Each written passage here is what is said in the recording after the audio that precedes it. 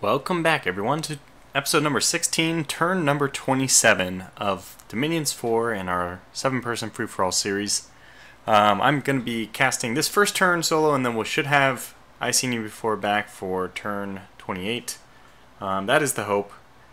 Anyway, so in this turn, luckily, we don't have too much to talk about, just like the last couple of episodes, but a lot of research getting done, and I think this is going to continue to be the backdrop, the backstory behind a lot of the events. It's not going to be at the forefront because research by itself does nothing. You have to make use of it. So this is the combat and all that we actually need to, cast spells or whatever. But it's kind of like having a tech advantage, I would say. And we have, at this point, I would say a very strong tech advantage. I don't think... So look I don't know. For all I know, Agartha could have set up many forts and they could be just doing some incredible dedicated research. I think even if they were, they would only be slightly ahead of us. I can't see that.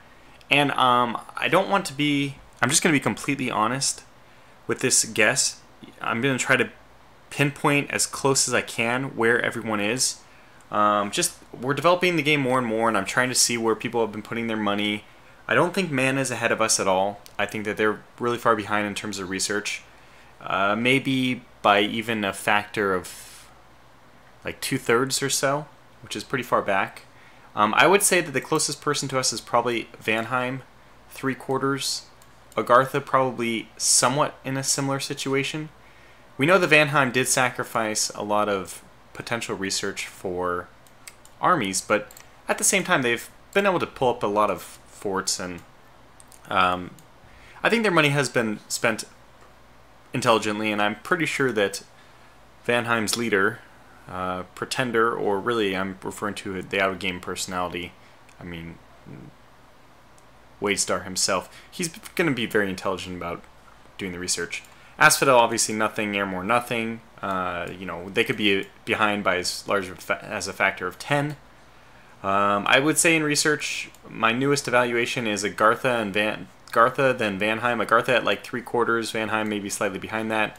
Then Man, Ulm has had problems from the get-go as well.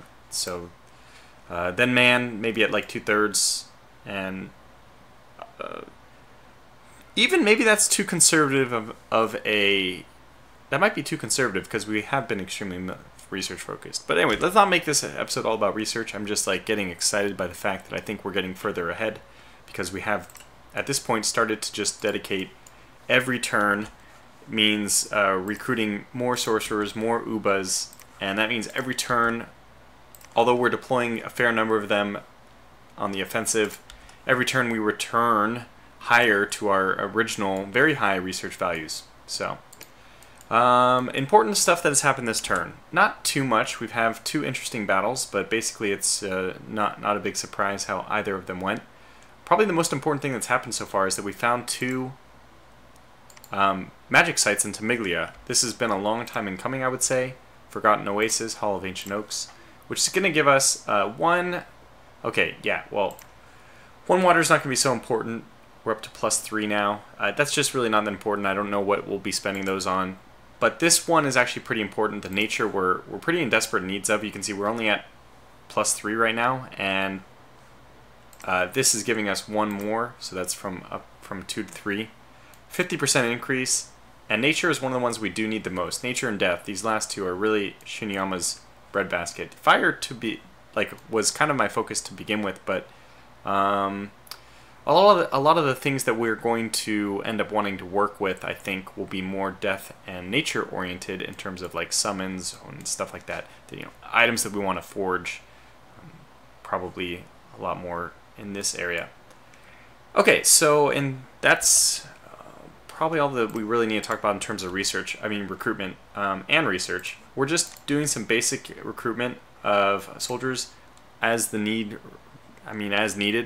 On an as-needed basis.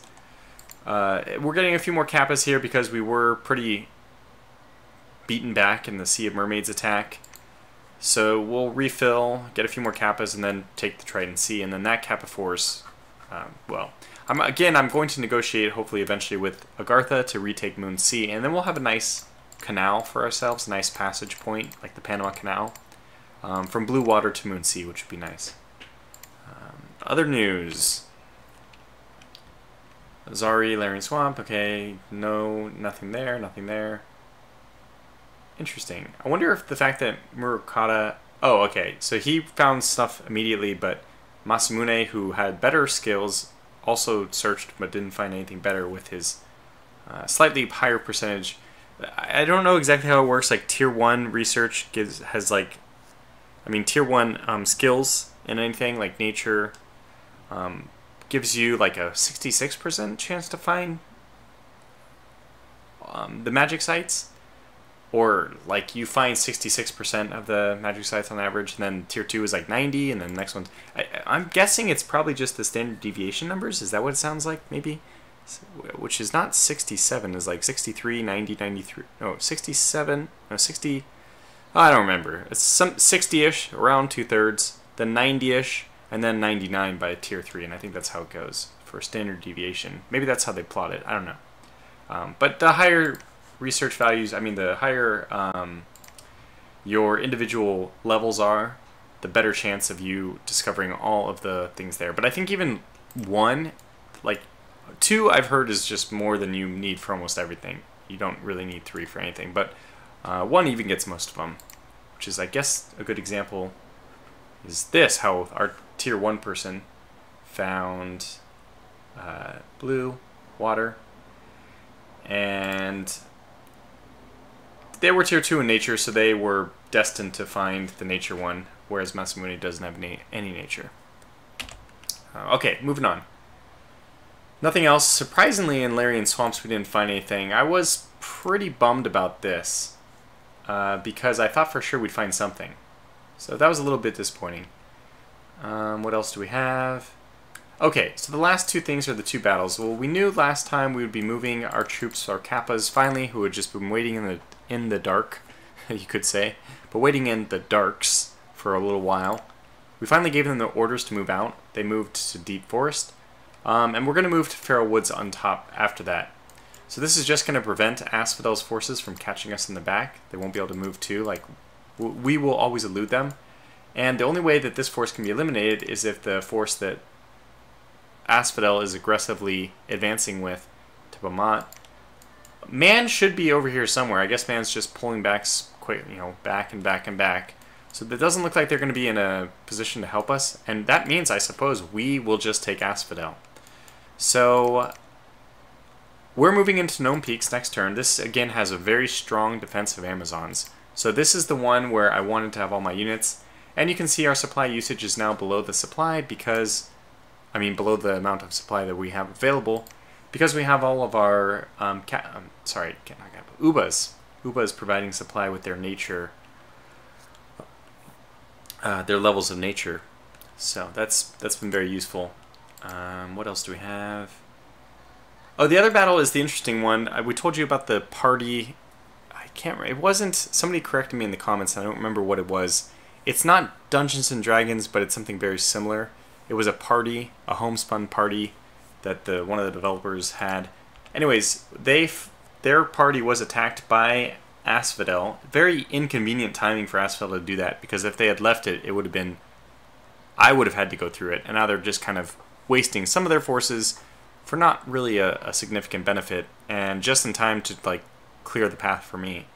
So this is the one. I don't think that this one's very interesting. You can just see we killed 4 units. There's not much to talk about. But let's view this battle in Florian, because it is kind of interesting. I'll try to pause right away. Okay, so this is the... Let me go to just this. I've been using this a little bit more often. I know it's not quite as pretty, but it does give you a much better idea of what goes on in the battle.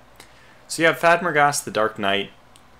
He is going to have an easy time moving about the battlefield, flying. So we'll probably see him get into the backline quickly. I think that's what he does. There's still a few Black Centaurs here, I think. Am I mistaken? Yeah, there are a few. And so they have a bit of a flanking force. Bogus the Troll. They have Fang, the Troll Archer. They have Crayon, the Warrior Mage. And lastly, they have Kartuk, the Troll Mage. So these guys are pretty threatening. I I think. But this battle does not really demonstrate that. We'll go at double speed, so Fargast, he goes into the back. He's going to start attacking things in the back, but the elephant right away just kind of runs him over, tramples, and gets behind him.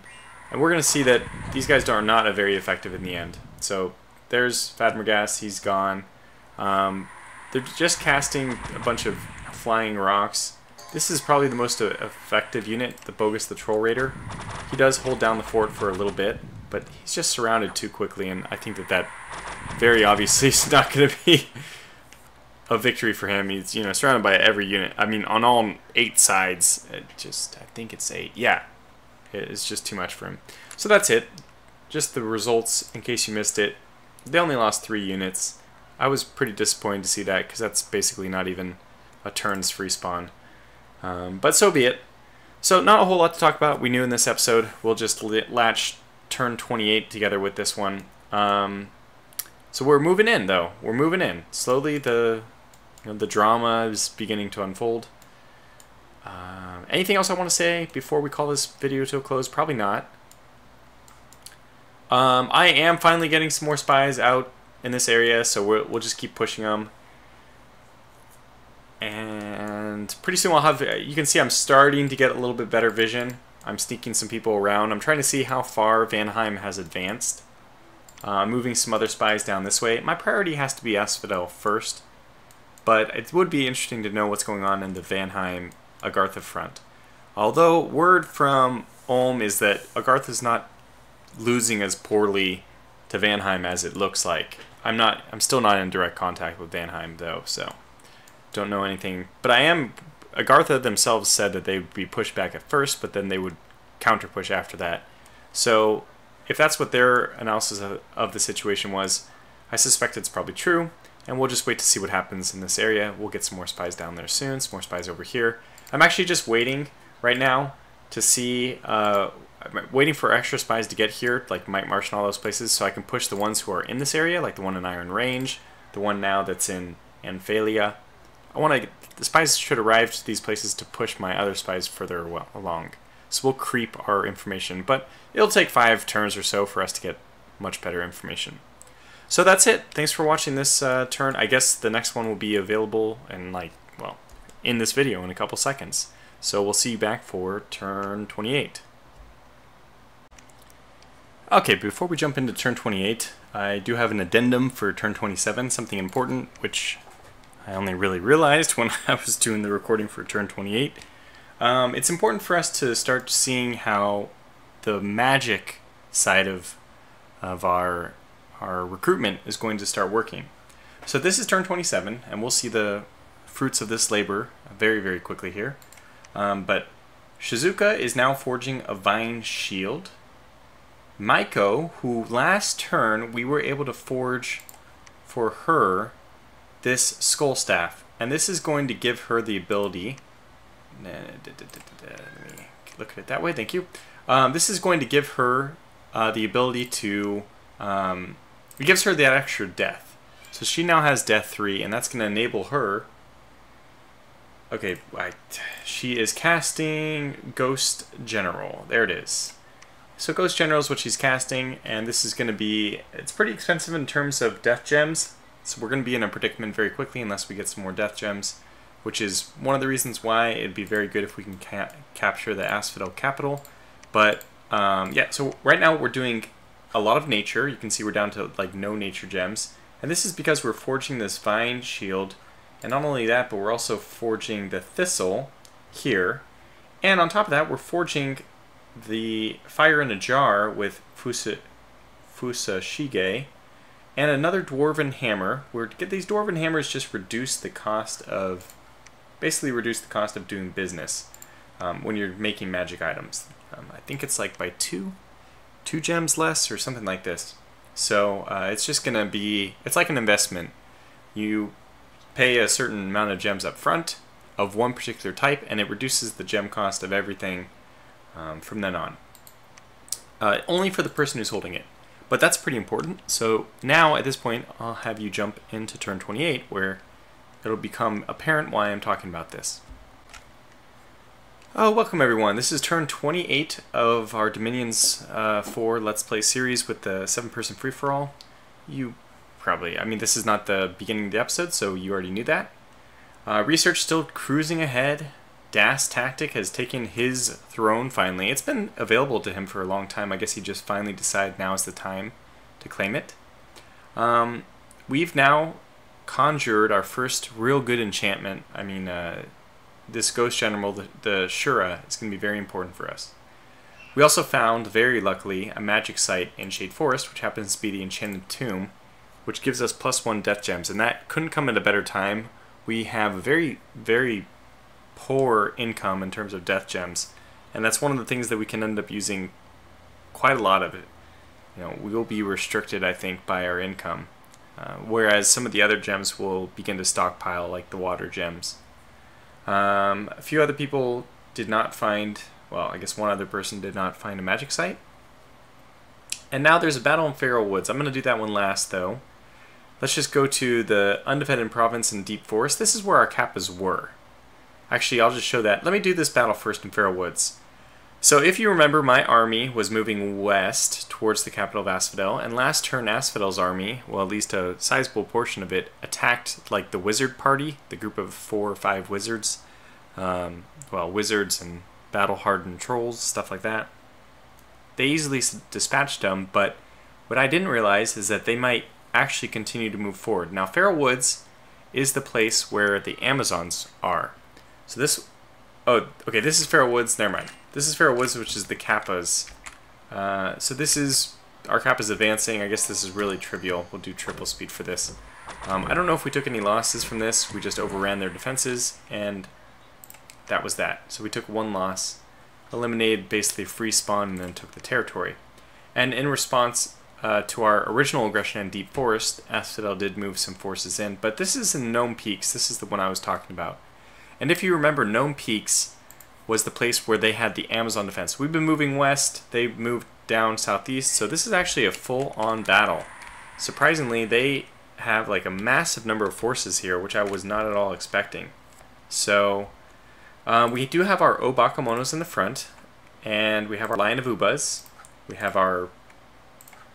ended up doing an arrangement of 4 groups of the Bakemono archers, which all are going to shelter the flank of the Bakemono archers, the not so elite troops. And right now we still have the crossbowmen for this battle. We did not renew their contract, which ran out last turn, or this turn I should say.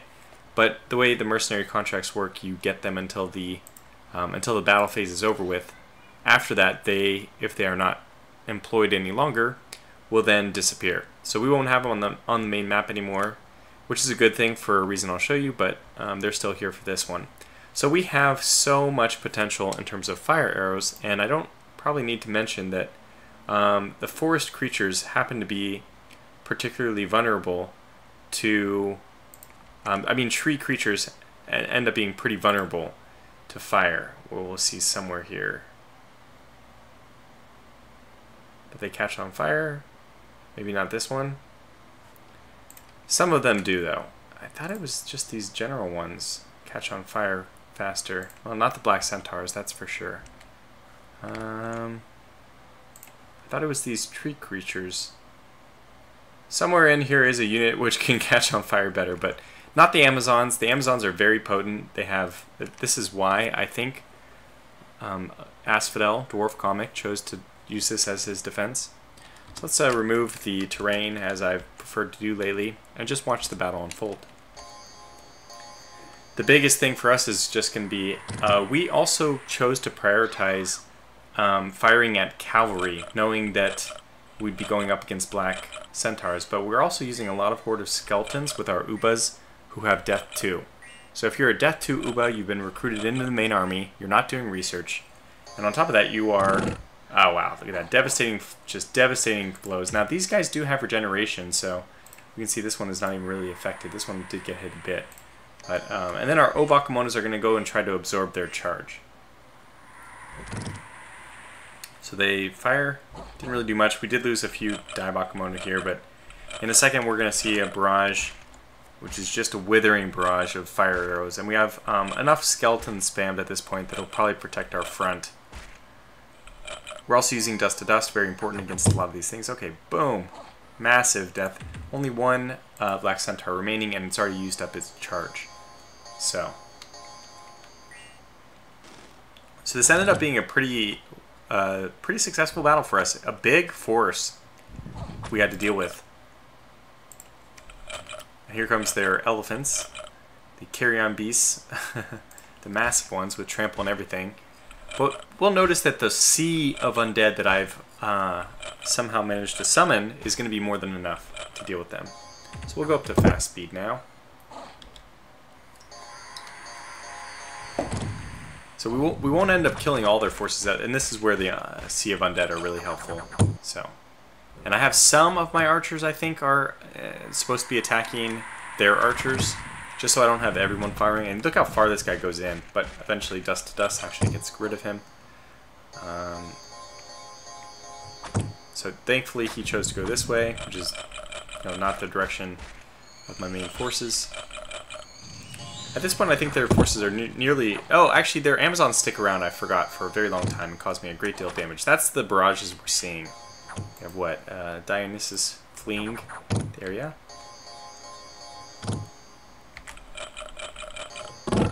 And a good amount of damage there. Pegasus Rider.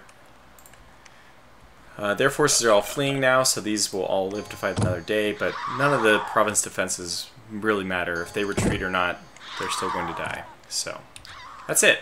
Huge battle in the end, and we'll see that the extent of the damage for me was 4 of my small archers, 2 of my samurai archers, and then those 5 ogres in the front were all killed. So I'll have to have a new front line now. But we did kill just an enormous army.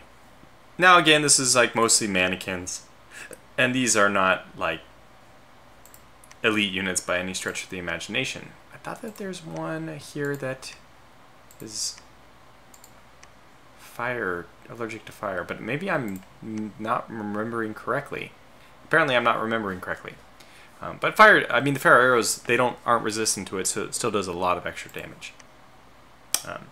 We also had our first peek at a battle between Agartha and Vanheim, although this was just Agartha overrunning the province defense of Vanheim in Mountain of Madness. So way over to the, kind of south of Airmore, Airmore's capital. We'll just do this one to triple because there's not really much to say about this. It does give us a kind of a nice taste of what the Agarthans are running with, although this might not be even a good example. This might just be a quickly mustered together raiding party. Okay, so the unexpected event happened in Stone Havens. We found a few water gems. Thanks to Das Tactic taking the Throne of Law, we have more order and unrest decrease. Now, our troops are starving at Gnome Peaks, but Mount Magnus crossbows have left us. So when I go to this province, it's going to show us supplies more than supply usage by 8. A very narrow margin. And the reason why we're not above supplies with supply usage is because the crossbowmen have now left us. And what's more is we are going to bid for them again, and even to get back for one last final hurrah, Fordo Boggett's Elite Warriors, and these are both going to be created in Gnome Peaks, the place we just conquered. The idea is to split my forces to send Boggett and his hobbits with my crossbowmen south, while my main force takes Asphodel proper. So that's the idea. Now I think I did a quick video showing how we did a little bit of magic creation stuff. Where are you? So Maiko is once again using the Death Scepter, I forget what it's called, to cast Ghost General, and we have our first Shura. These Shuras, we like to equip them. I mean, this is mostly on the advice of I Seen You Before, who unfortunately couldn't join again today, but we're going to give them Frost Brands. This is going to be very good to whittle down any kind of human opponents that we face. And also this Vine Shield, which is really effective as well. It has a secondary effect. Living vines that writhe and twist like snakes. Anyone in close combat with the bearer will find that the vines on the shield will lash out and try to hold them still. So it has that nice additional effect, which can root targets around our shura. And a shura is just an example of a thug, which is a word I was not at all sure what it meant when I first joined in this multiplayer series and started looking more serious into like better strategies, not just, you know, playing by myself against the AI, which is not too smart. Excuse me real fast, I have to cough. So these thug units are basically just, as I've seen you before, and as Sam also explained to me, they're basically really powerful single units who can take on portions of smaller armies, or smaller armies by themselves. So you build them, you equip them well, and then they go off on like single man missions, or you can put a few of them together. Now, one weakness of the shura is it doesn't have very good magic resistance. Okay, 15 is actually good, but it's weak to magic because although it only has 20 hit points and it only has defense skill of 20, which is not bad, protection of 17, these are like pretty good, but one of the things which helps it is that it is ethereal, which means that it only has a 25% chance to hit, if I remember correctly, from non-magical weapons. So if you're up against the normal armies, a lot of the units there are probably not going to hit because of defense and protection anyway. But even if they do get a technical hit, they then have to roll against the ethereal quality. So it makes them very long-lived in regular skirmishes. When it comes to magic, they're a little more vulnerable. Although, you know, magic resist to 15 is nothing to scoff at. That's pretty good. So, okay, so we have our first one of those, and Maiko is going to continue to cast Ghost General. Again, we don't have that many death gems. We now have +3 thanks to the discovery in Shade Forest of the Enchanted Tomb. But it's probably not... We obviously cannot sustain with only +3 a month. I think it's 8 to do a shura. We can quickly find out. Oh, it's 10. So it is not cheap to do a Ghost General. 10 death gems required. And that's the... We're obviously just nowhere near. Now, I might go ahead and contact Ulm. We do need to mention a little bit about the war going on, but Ulm had once offered me gems, and I might need to take them up on that, seeing if I maybe can even pay for them, because death gems at this point have just become very important to us. And even nature gems would be nice to have, which I know Man will probably also be after, because I think a lot of their gem usage is based on nature. Okay, well, let's see what else. So we're doing the Ghost General. This turn we don't have the gems, the nature gems, to do the Vine Shield, and we are getting another Frostbrand. But as a substitute, we're gonna forge a black tower shield. No, not this. Forge magic item. So it's a shield. You can see here, this black steel tower shield is the one we're going to forge because we don't have enough gems. We need 10 nature gems, and this one only requires 5 earth gems, so it's really not too bad. So we can do that one easily. We don't even have that many earth gems, actually, but we have enough, and we need to equip our shura with something, right? It's better, since we've spent 10 death gems on these people, and we want them to be very well equipped, so we don't lose them. So we're giving them really good equipment. They start off with good armor. We don't need to worry about that, really. You know, you can give them trinkets and stuff too, which we will over time if we run into any. But so that is the thug warfare. You just get these single units, which are pretty powerful, and we'll see one of them in effect soon, I hope, so that I can actually demonstrate how powerful they are. I mean, they're not like pretenders. They're not... Well, they can be pretty powerful. If your pretender is really weak, it could be weaker than one of these thugs, but the thugs are mainly, as I said, meant to deal with just like province defense, stuff like that. Okay, what else is going on this turn? So we're doing another Dwarven Hammer. We are getting Zari. He's still searching, okay. What else? Yeah, Deep Forest was conquered by Asphodel. They just tried to wipe out my Kappas. My Kappas are going to do their hit and run, and now retreat back to Utterdeep. So I think Asphodel tried to attack Man, and Man held out. Because now we only see 2 units here, which are just Centaur Hierophants. No, I'm positive. I remember that I received a message from Man saying that they had massed a big army in Abbey, and they had successfully defeated the Asphodel army. So that leads us 2 provinces away from Asphodel, which still has a small defense, but probably nothing we need to worry about. So we're just going to duck out of the way. We're going to move from Fair Woods. We probably could have moved to High Woods, but no point. Let's just move to right into Utterdeep. Since we know that Man is going to be conquering this, he has now proclaimed that Man will be moving down the peninsula to help with the assault on Asphodel. We're obviously going to get there in 2 turns, and he's going to take 1, 2, 3, 4, 5 more turns before he gets into this area. So we'll have it conquered by the time he arrives if all goes well. Still, it's nice that he's actually making an effort, and from his perspective, it's nice that he can take a few of these extra territories. Now, Man really has not done much in this battle, in this war, if we're being fair. The only thing he's done is exactly what he just did right now, eliminating a secondary army. Now, there was also...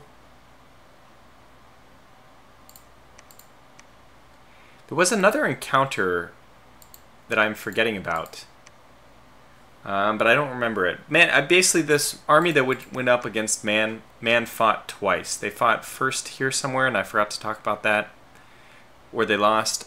I think that was last turn even, and I neglected to mention it. But I even might have the... If you'll bear with me for a moment, we might even be able to see if I have it here. I know this is already going over, or going to be going over 30 minutes very soon, but let's see if I have it. Has attachment. Okay, Gnome Peaks and Abbey. Yes. So, Abbey... No, I don't want this one, though. I want the one before it. Nope, not this one. Sorry, I think this will be interesting, though. I probably should just... Here it is. Okay, I got it. So let me quickly download this. The report is... Okay, so Asphodel had... okay, I'll just show. Just reveal. I will... The big reveal. Is it this one? Yes, here it is. So this is the battle that took place on turn 20. This was in Fair Woods, so let me just do this real fast. Yeah, it was in Fair Woods, so that was probably 2 turns, 3 turns ago. So Man was very close to winning, but they were actually defeated by Asphodel. And they lost a fair amount. Obviously, Asphodel lost some of their Black Centaurs in this, so they weakened the opposing force, you know, by about half, although Black Centaurs making up the majority of that military firepower, I would say, means this army was probably only reduced by less than half in strength. But Man lost quite a few knights, and Knights of Man, Knights of Avalon, both were lost, and lost a lot of their longbowmen. They were very close to defeating. I guess what Das claims is that if he had had his knights on the opposite flank, he would have won. I don't know if that was completely sarcastic, because it was made in a somewhat joking manner, but maybe there was some truth hidden in there. Okay, so that was what happened. Man had that big fight, and then they again ran into that army and finally defeated them in Abbey last turn. So that is the extent, the complete extent of Man's contributions during this war. I've eliminated my second army now, and I've been constantly dealing with the threat of Asphodel in my lands. I remember they marched their army around my lands for a while. So I feel like we have done a pretty good job almost solo attacking Asphodel. Obviously, if it was only just Asphodel and Shinuyama attacking each other, I would have had to face this army. We might have had like this weird situation where they were in my hometown I was in theirs, both sacking each other's capitals and stuff, in which case I probably had the advantage because I have a fortress and they only have a palisade. But anyway, so what is there to say? That kind of sums up how the war with Asphodel is going. Asphodel is really on its last leg, and that leg is broken and, you know, hemorrhaging blood as well. It's a bad situation for them. If I was Dwarf Comic, to make an out-of-character remark, I think that I have to say this, I feel really bad for Dwarf Comic because we've just gone after him from the beginning. He did win the last series, so I liked the fact that he won't be the victor in this one, but it probably wasn't too much fun. So I really do feel bad that we've just beat him back time and time again, and the poor guy there was no hope from him from the very beginning, and he probably invested a lot of time into this, and it can be frustrating to invest a lot of time into something when it was kind of pointless to begin with. But that's what they get for choosing Death Kill or Pop Kill nations. Not as much for Asphodel. It's his fault really just winning in the last one. Airmore, I would say his fault is just in choosing his nation, and I think he knew the risks doing that. Now, as for this war going on, Vanheim, Agartha, and Ulm. Agartha is pushing back really strongly. I guess they've taken the inner sea here, and they're moving forces through this channel down to... I mean, I don't know if they're moving it east or west into Ulm or into Vanheim, but Vanheim has been pushed back, and Ulm has been pushed back just through this water area. What is going to happen from here, I don't know, but Agartha's borders with me and with man are protected, so the only thing they need to worry about, obviously they don't need to worry about Asphodel attacking them. So the only thing they need to worry about is this small little frontier, which there's no crossing points. This is a tier 3 throne, and it's just the Springhawks and everything else defending it make it just impossible for anybody. So this is basically impassable, and then you don't have any entry point to the lands of Agartha until Bithin. And so that's where the battles are being fought right now to contest the lands. But I guess Agartha, I should say, broke out and has taken the sea provinces and now is working its way down to Ulm to probably be annoying, or maybe to Agartha to be annoying. They have a fortress here, so maybe they go into Cern or Midlands or something. Vanheim's capital's here, and it's hard to tell with Vanheim because they have glamour, which means your units are hidden. So wow, gosh, a really lengthy episode. Let me go quickly through the recruitment. Nothing interesting, actually. Just Ubas and a few longbowmen. Research. Pouring it all into evocation. Trying to get to Falling Fires. And that is... I think that's it. So we have our magic system now set up to recruit Shuras. And the Vine Shield and the Vine Branch we have put on Mayumi. The reason for this is these will both give bonus nature magic. And what that... Actually, this one... This allows to awaken Vine Ogres. So we have this helmet, and this one also increases our nature magic bonus.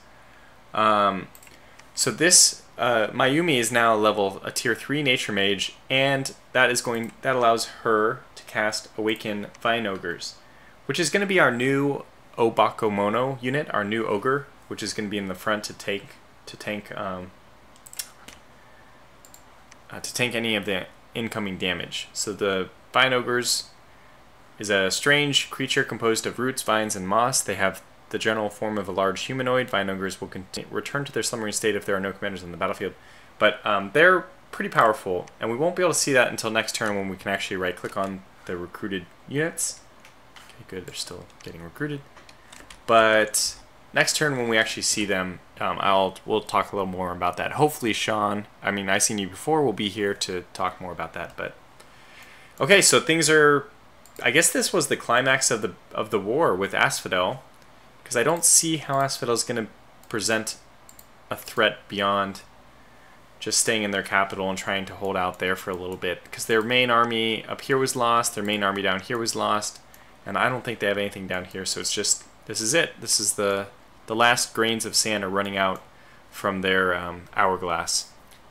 And we bid them farewell. They fought honorably, they fought well, they did some great tactics over in the homeland, and I really personally, this is when I've realized I really hate playing multiplayer. If you don't see any multiplayer series, if it's not co-op on my channel for the rest of my channel's existence, it's because I really hate even being annoying to other people or causing them any kind of negative feelings.